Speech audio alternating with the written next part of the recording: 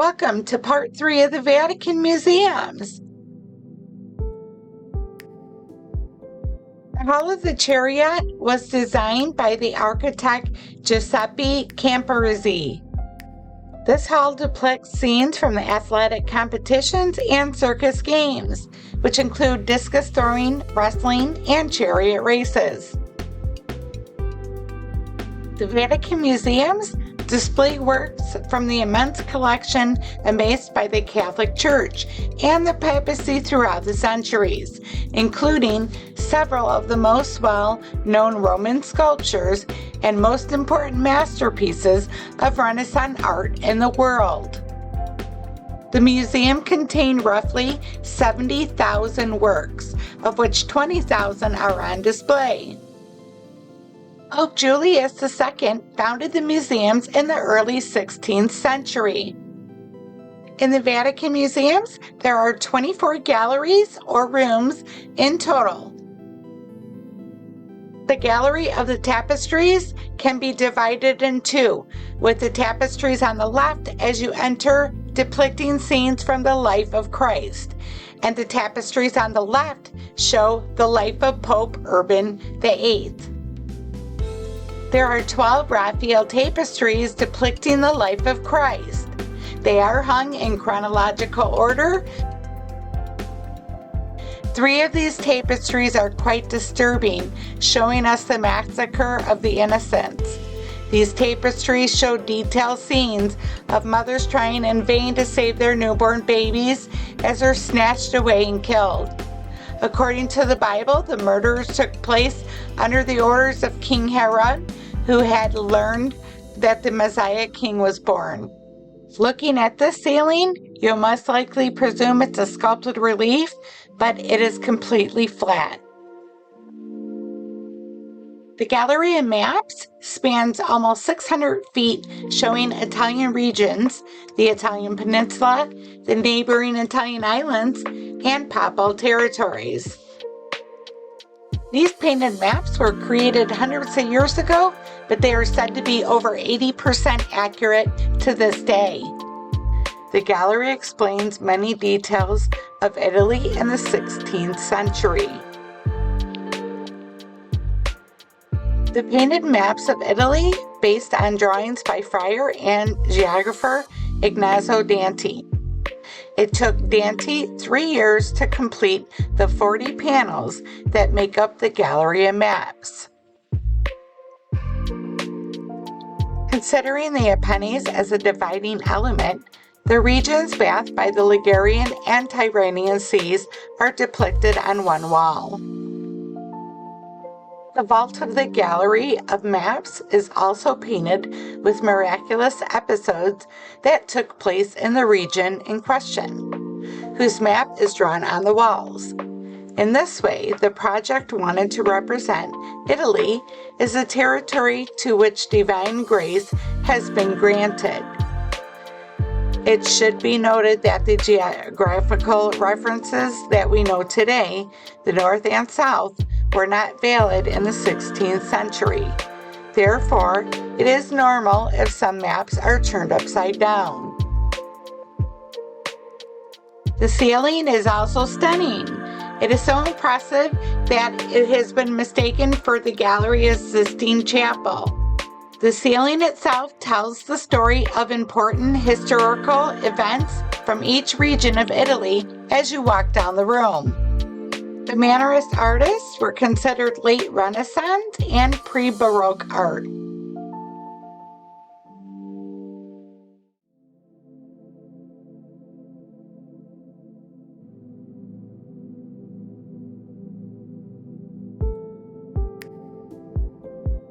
The Hall of the Immaculate Conception, or the Sala del Immacolata, is a beautiful room in the Vatican Museum that is dedicated to the Virgin Mary. The hall is decorated with frescoes that depict the life of the Virgin Mary, including scenes of the Annunciation, the Visitation, and the Nativity. The frescoes were painted by Francesco Podesti in the 19th century. The centerpiece of the room is a large marble statue of the Immaculate Conception, which was sculpted by Giuseppe Obisi. The statue depicts Mary as a young girl standing on a cloud and holding a scepter in her right hand. Diana, saying a prayer for your daughter in this room. The 4 rooms, known as the Stand of Raphael, formed part of the apartment situated on the 2nd floor. This was chosen by Julius II as his own residence from 1503 to 1513. This is where they you can still see the books. The books are still up there. This is how they would hang the tapestries, but only in the winter months between, say, November and March. Finished the project. As I said, he died relatively young, on the 6th of April, 1520. Rumors of the time saying he died of too much lovemaking. This room was planned by Raphael. He was just starting to paint it when he got sick and never came back. So it was ultimately painted by Giulio Romano and Gianfrancesco Beni, based on the preliminary drawings that Raphael had already prepared. The room is referred to as the Room of Constantine because all of these images refer to the story of the first Christian emperor, Constantine the Great, the one who legalized Christianity. The story starts from here very quickly. Constantine is on a pedestal dressed in gold, and before he goes to battle against Maxentius, the tradition is that he had a vision. He saw the cross in the middle of the sky, and he heard the voice of God telling him, with this symbol you shall conquer, you shall win. That's what it says there in Greek, and tutti vita. Okay. So Constantine chooses to use the cross and goes to battle the next day. The room of Heliodorus was originally used for the private audiences of the Pope. It was decorated by Raphael immediately after Signatura. The room's program is political and aims at documenting in different historical moments from the Old Testament to medieval history. The miraculous protection bestowed by God on the Church.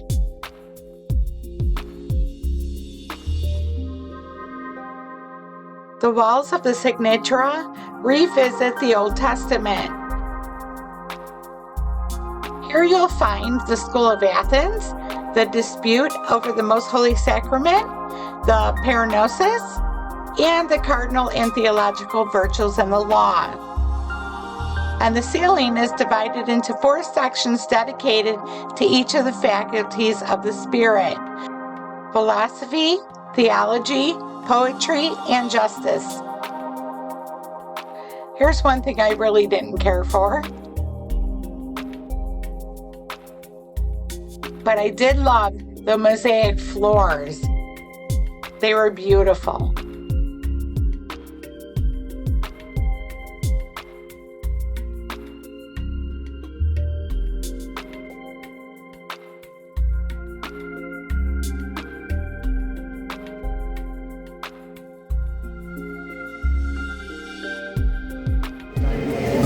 Frescoes were painted by Raphael, with the only exception of the ceiling. Refused to paint. And it's interesting to know that the ceiling was painted before by Perugino.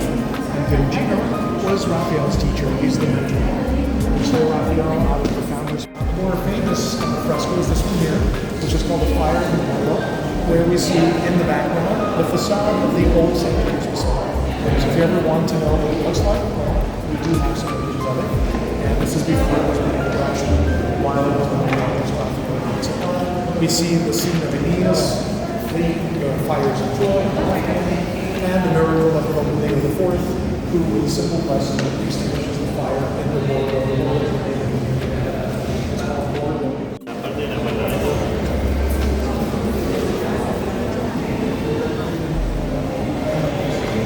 For Pope Urban VIII Barberini.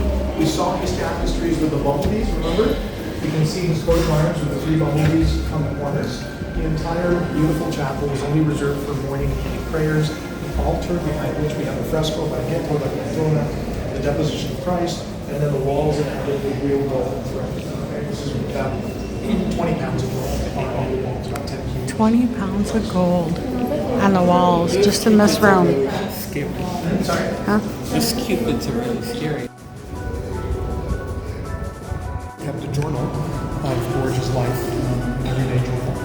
according to some texts, this is the room where some of those orgies occurred and some of those games occurred when all kinds of stuff that I'm not going to talk to you about because I don't know yet. Oh, come on. Frescoes that you see.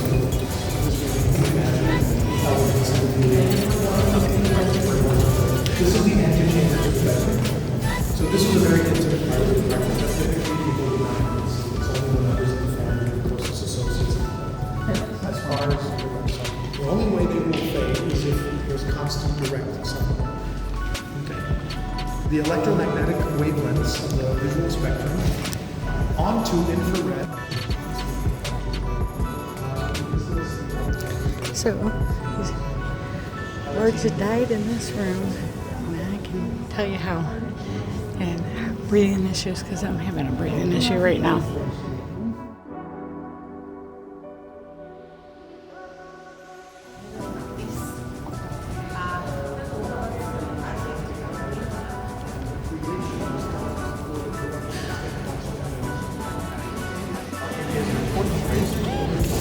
The Sistine Chapel is sacred for this, the conclave. When a pope dies, the conclave is assembled. The Dean of Cardinals summons all the cardinals from all over the world.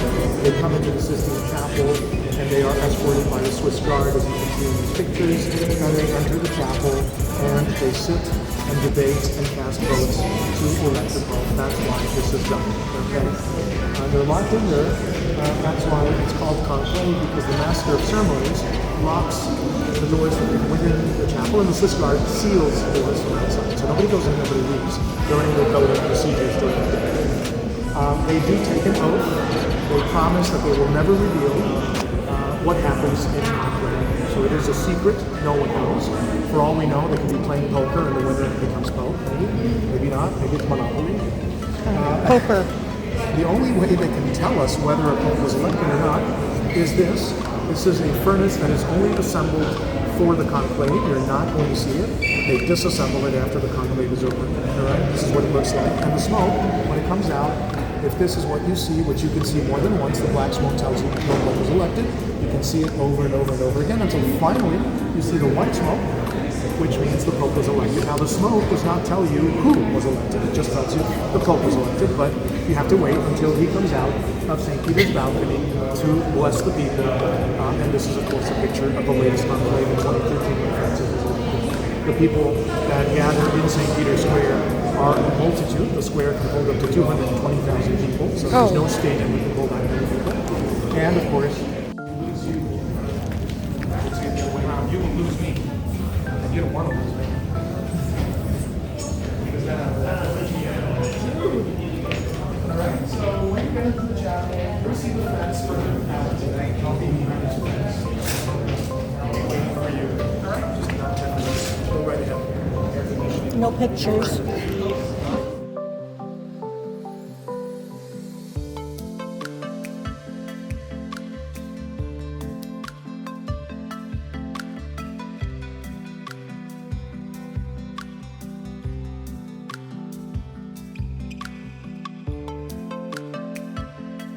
John the Baptist and 11 disciples. Now the statues are 23 feet tall, that's 7 meters tall. The statues on top of the shop. If you really want to see how big they are, what you need to do right now is look at the people that are now entering the church. Take any one of those people, put them in compare them in size, and that will give you the scale. Okay. The letters on the facade quote says, in honor of the Prince of Apostles, Paul V, Borgias of the Roman Supreme Pontiff. Those letters are 6 feet. I hope you enjoyed part 3 of the Vatican Museums. Don't forget to subscribe, like, and share my videos. And remember, it's up to you to make it fun, make it yours. We'll see you the next time.